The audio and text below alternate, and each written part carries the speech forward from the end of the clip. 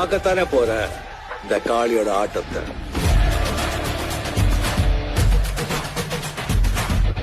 I am coming.